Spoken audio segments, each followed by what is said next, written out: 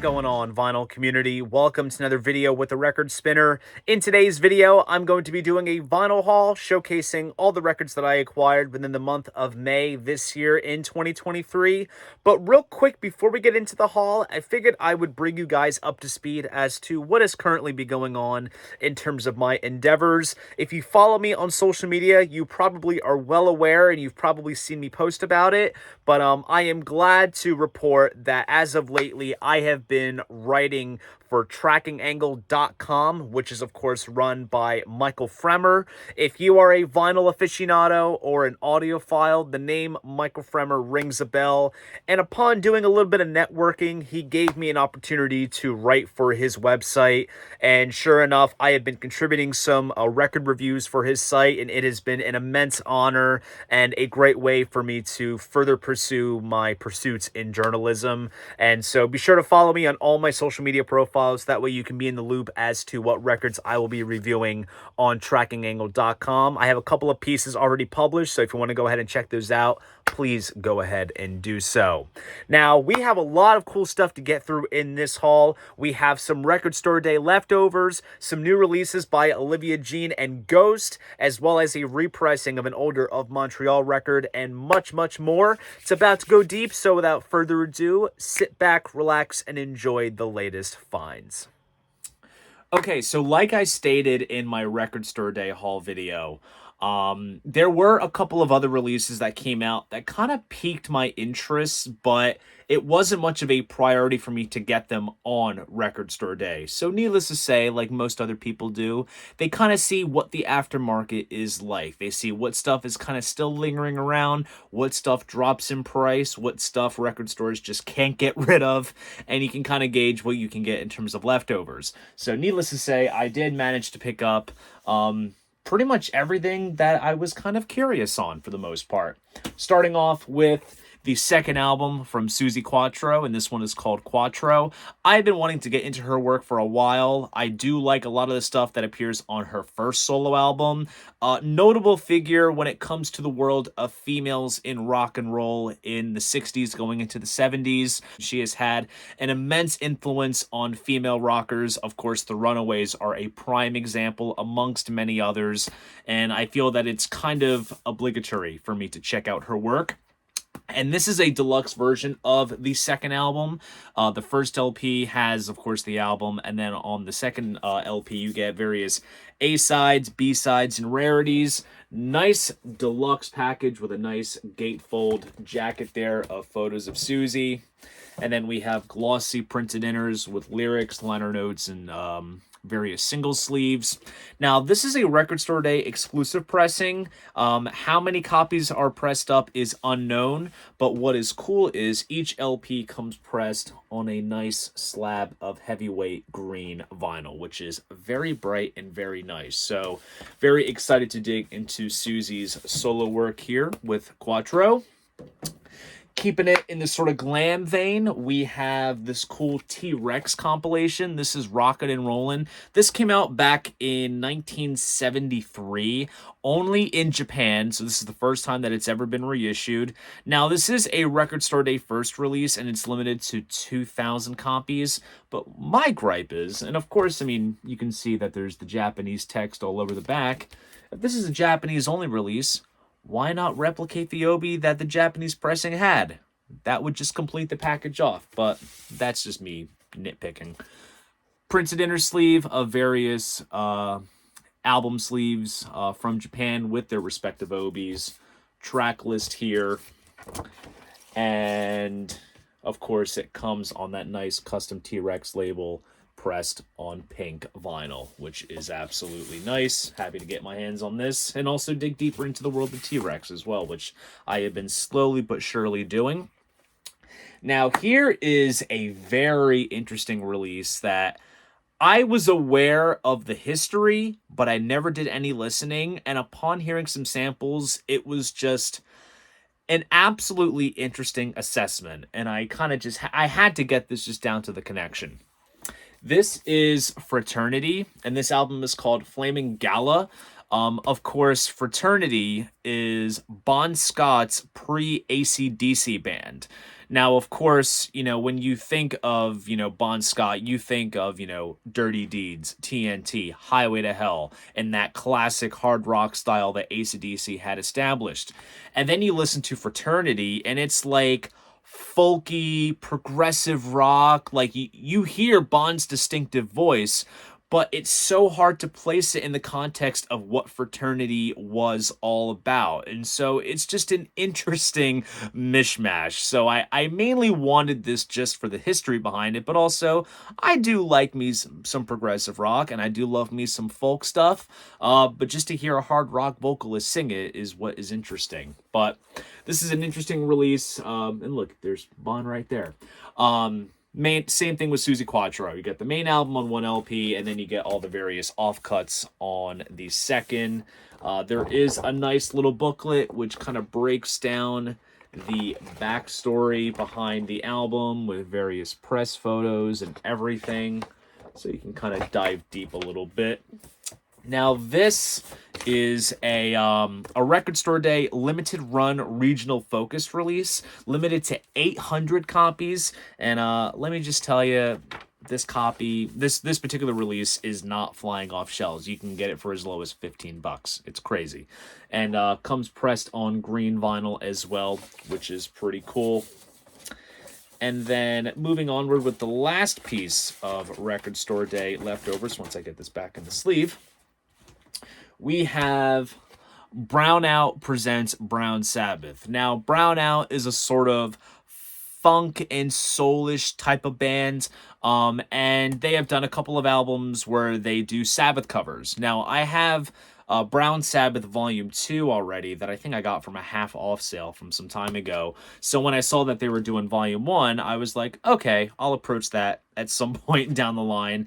And, they do renditions of The Wizard, Iron Man, Hand of Doom, Into the Void, Planet Caravan. So, and I love Sabbath, and I am pleased with the covers that I heard already on Brown Sabbath Volume 2.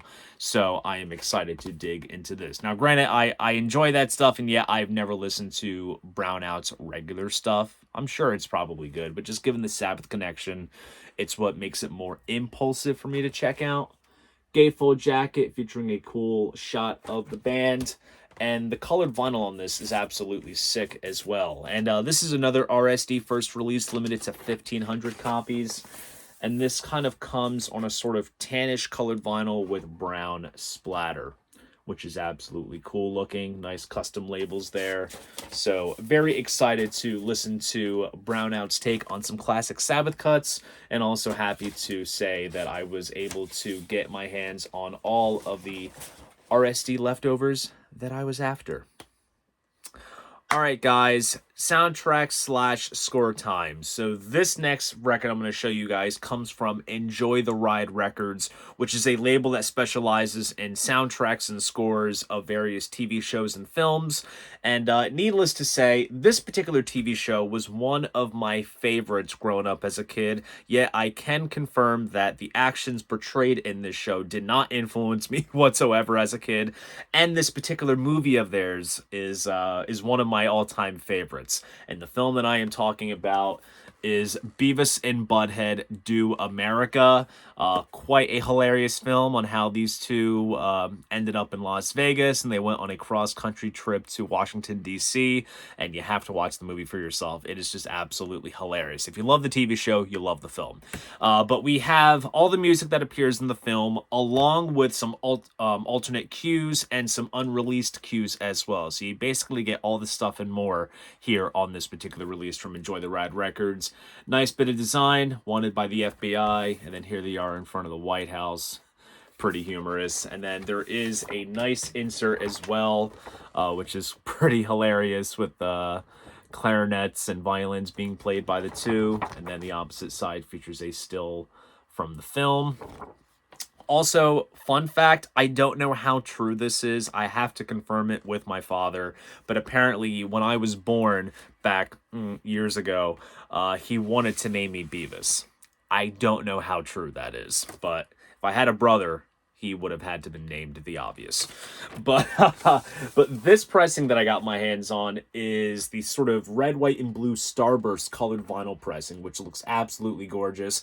I believe this is limited to 150 copies, and this is only made available on Enjoy the Ride's website. There was also a Mondo version as well, which was exclusive to theirs. So if you're into collecting variants, there's quite a good amount of them with like different stripe colored vinyl for each character and this and that. So if you're one to hunt those kind of things down, have fun with that. But I figured this would just be a fun, cool collectible piece to have with some funny stills from the film to make up the center labels. So and the score for this film is one that I am quite acquainted with, given that I have watched it dozens and dozens of times. So it'll just be like listening to the movie on the turntable. All right, guys, we're going to hit some new album release territory, and this is an album that I have been super excited about since it was first announced a couple months prior, and it is the newest offering from Olivia Jean, and the album is called Raving Ghost. If you are familiar with Third Man Records, then Olivia Jean is a recognizable name. She joined the label's roster right around the time that the label started, around 2009, 2010. She was the front woman of the band The Black Bells, which is like a gothic garage rock band. Super talented. She's played on various sessions for Third Man releases. She's cut a couple of solo records herself, and she married Jack recently on stage in Detroit during his last solo tour. So she has come back with a new solo album, which I can gladly say is a phenomenal record. Definitely an improvement from the previous album, which was Night Owl, which, to be honest, like when it first came out and I listened to it, I was kind of bored. But this, I feel, is a much more exciting record. There are some bits and pieces on here that kind of sound reminiscent of the Black Bells, but it still has like that classic Olivia Jean trademark that is scattered across all her material between both the Black Bells and her solo stuff. The two singles that we got off of this were fantastic, which were Trouble, which was very anthemic sounding, and then the title track, which kind of has the suspenseful, doomy type quality to it. And then some other big highlights are the creepy sounding Spider and her cover of Enya's Orinoco Flow, which is absolutely good fun. But an absolutely solid record indeed, so I do suggest that you check this out. Does come with a cool insert with photos and lyrics and such. And this is the indie exclusive variant, which comes pressed on what is described to be Phantom Amethyst colored vinyl, which is pretty spot on. It's basically clear vinyl with purple streaks around it, and it looks absolutely nice. And I'm actually stoked because I am actually going to be seeing Olivia live in Philadelphia. She's playing Milk Boy, so I copped myself a ticket for the nice price of $15. That's a nice concert ticket price.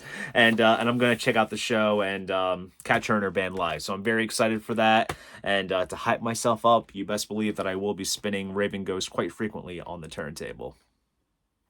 Okay, so some of the early of Montreal records recently got repressed on colored vinyl by Polyvinyl, and I took stock of my of Montreal collection to see what pieces I was missing, and come to find out, in terms of what has been pressed on vinyl, this particular album was the one missing piece. So as of filming this clip, my Studio of Montreal collection is indeed complete. I still have all the EPs and 7-inches and other bits and pieces to go, but the piece that I was missing was their second full-length album, and this is called The Bedside Drama, A Petite Tragedy.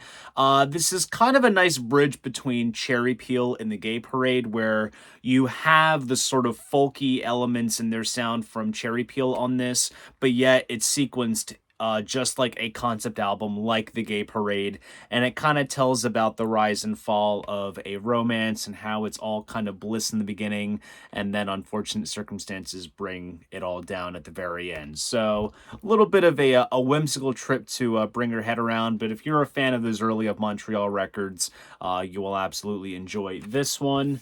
Nice bit of folky pastoral artwork, and this new repressing also does come with a nice little fold-out insert, which has the track list. And it comes pressed on blue vinyl as well. So, like I said, very happy to get my hands on the last piece of Studio of Montreal material for my vinyl collection. All right, up next is a new EP by one of my favorite modern metal bands, and it is the band that I am sporting on my shirt. Yes, I am talking about Ghost, and this is their brand new EP, Phantomime. One of the fun things when it comes to Ghost and their album cycles is that they will usually tend to sprinkle in a covers EP sometime after a full-length album has come out. So, as of lately, their latest full-length record is Impera, which came out last year in 2022, and now they gave us this as part of the album cycle. And it's always fun when they do covers too, because if you are already acquainted with Ghost's signature sound, you can already kind of guess the flourishes and touches that they add to a pre-existing song.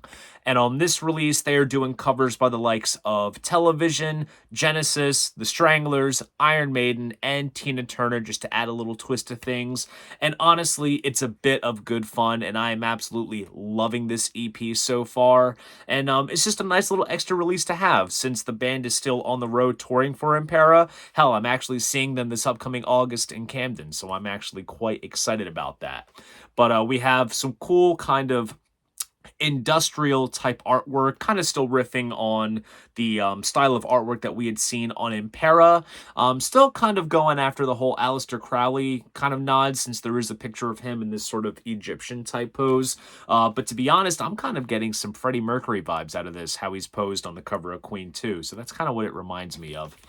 And here is the back cover, and there is a nice printed inner sleeve with some great live shots of Papa and the Nameless Ghouls. Cool band shot here on the back. This is taken from the Spillways music video. And out of all of the various colored vinyl variants out there of this release, I did manage to snag the first web store exclusive pressing that was made available. And then that literally sold out, I think, the day that it had dropped and the first single was announced, which was Jesus He Knows Me by Genesis. So I picked up the Dreamsicle colored vinyl pressing. It's basically creamsicle. Marbled orange and white colored vinyl. Custom label on this side, and then we have a standard Loma Vista label here on the opposite side.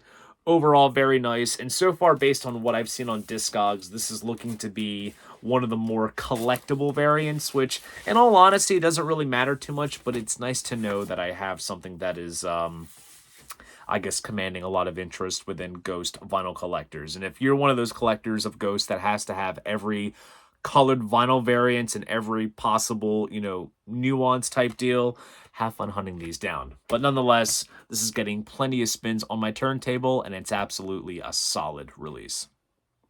All right, guys, we're going to be wrapping this haul up with some more 50% off vinyl acquisitions. So if you remember some time ago, I did a video where I did a little vinyl haul of records that I got from the 50% off sale that the record store that I work at runs.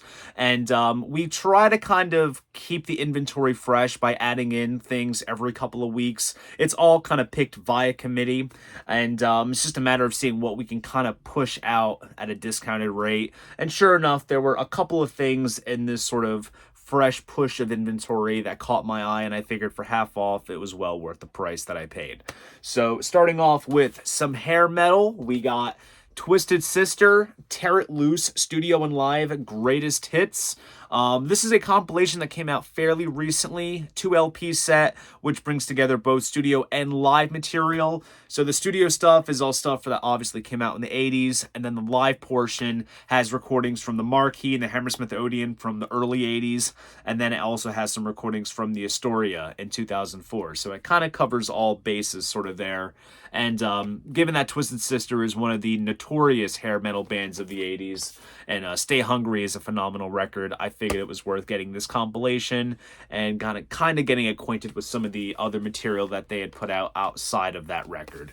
But overall, nice package, nice gatefold jacket here, some more recent photos of the band.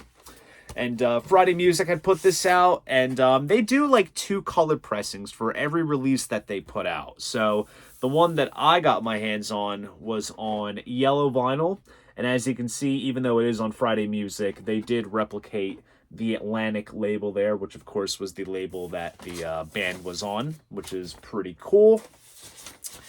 And then moving onward, we go into a more sort of indie rock kind of vein. This is actually a band that I just recently got into, and I'm kind of itching to get some of their stuff, and I figured this would be a great, cheap, inexpensive option to just kind of warm my toes into their waters. And that is a band called Cults, and this is called Upstairs at United. So this is a part of a series where a bunch of artists had recorded on location at United Record Pressing in Nashville, and it's recorded all analog, direct-to-tape. I actually have a Brendan Benson release. He's one of the guys in the Raconteurs, as well as a great singer-songwriter. I have that in my collection already. But I figured I would get my hands on this one as well because, like I said, it was dirt cheap. But yeah, Cults is really solid. Just sort of great indie rock mixed with a little bit of shoegaze, a little bit of a more harder rocking edge. They have a song in the end credits of the Carrie remake, which is where I became acquainted with, the material. And it's a really cool tune. And unfortunately, the album that has that particular song that I want is out of print and I can't find it. So I figured this would be a nice sort of, warmer to kind of get into more of their material. Comes in a nice sort of cardboard sort of sleeve. This was a Record Store Day release from 2014, I want to say. Tape reel on the cover, and then you take the record out, and you can see a cool picture of the band inside. And inside we have an insert of various photos taken from the recording session, as well as a scan of the tape box, which is pretty cool. So happy to get my first piece of Cults vinyl in my vinyl collection. Now we go into a more 70s hard rock vein with Sir Lord Baltimore. These guys can be seen as a sort of proto-metal band, and, somewhere on the Wikipedia page it says that these guys were the first ones to use the term heavy metal. Any band can kind of claim ownership of that phrase in the early 70s, but while this band, you don't hear too many people talk about them. When I first heard them, thanks to my buddy Patrick, I was like, oh yeah, I definitely need more of this. It was just like my ears perked immediately. So sure enough, picked up this album of theirs, nice gatefold jacket, and they have another album of theirs that came out around the same time frame as this that I gotta get my hands on. So very happy to get at least one half of their studio catalog for 50% off. Moving onward into some unofficial territory from some bluesy Irish rockers. Of course, that could only mean one band. And that is Thin Lizzy, Tokyo 1980, the full Japanese broadcast. Radio broadcast from Japan 1980. So this is right around the time that Chinatown was released. And Gary Moore was out of the band. Midger was in. And it's a solid Japanese radio broadcast recording. Gatefold jacket has a cool photo of Phil Lynott with some of the Japanese locals there. Very fitting for the release. An overall solid set list as well. So if you're into some bluesy Irish rock, this is phenomenal stuff. Love me some Thin Lizzy. Then we get into some more classic kind of territory. We're kind of going all over the place for this little haul wrap up. We have The Who live at the Fillmore East 1968. So this is just right before Tommy. They did Monterey Pop and The Who Sells Out. And they basically discovered some recordings that the band did at the Fillmore East. They polished them up and they put them out. So I remember when this came out. This was back in 2018. It kind of just dropped by surprise. I didn't know too much about the recordings or the history behind it. So it certainly dropped as a surprise. But the set list on this is phenomenal. You have Summertime Blues, Fortune Teller, Tattoo, Can't Explain, Happy Jack, I'm a Boy, A Quick One, Come On Everybody, Shaking All Over, Boris the Spider, and then you have My Generation spread across two sides of vinyl. Not gonna lie, when they go on the My Generation jam a little bit, I kind of lose interest, so I might just play the first two LPs, or I don't know, I'll play all of them, but I'm more excited for the first two LPs of the main show. So, cool stuff here. Cool shot of Pete Townsend. Gatefold has a cool band photo there, and each record comes in a printed inner sleeve of liner notes, as well as the backstory of the Fillmore East tapes. And there's also scans of the Scotch tape boxes that the recordings reside on, which is pretty cool from a historical viewpoint. Last but not least, going back into more unofficial territory with Iggy Pop with David Bowie. This is live in Cleveland, 1977. This is a broadcast recording that is bootlegged heavily, and I mean heavily. There are numbers of variations of this particular concert, picture disc, colored vinyl, album titles, you name it. There's all kinds of versions out there, but I figured when I saw the set list, I was quite impressed. I mean, first off, it's Iggy with Bowie, so this is right around the time of the Berlin period, and, you know, Iggy was doing albums like The Idiot and Lust for Life, so this is kind of within my favorite sort of solo Iggy sort of era, and also given that I love the Berlin Bowie stuff, you know, this was kind of almost like an obligatory, you know, discovery for me. But the set list on this is phenomenal because he does Raw Power, 1969, No Fun, TVI, Dirt, Wanna Be Your Dog, Sister Midnight. So he's kind of doing everything that, you know, he did with the Stooges, as well as some new solo stuff. And he's got Mr. Bowie in his backing band, which is pretty cool. So we have some liner notes there, some photos of the guys. And this particular pressing comes pressed on red vinyl with an interesting label there, almost reminiscent of Atlantic once again. But overall, very happy with this little small selection of stuff that I got for half off, and who's to say that more cool stuff might be added next month? We shall see. So there you guys go. That is my vinyl haul of all the records that I acquired within the month of May this year in 2023. If you enjoyed this video, please go ahead, give it a like, and subscribe to the channel. See you guys in the next video, and most importantly, keep the records spinning.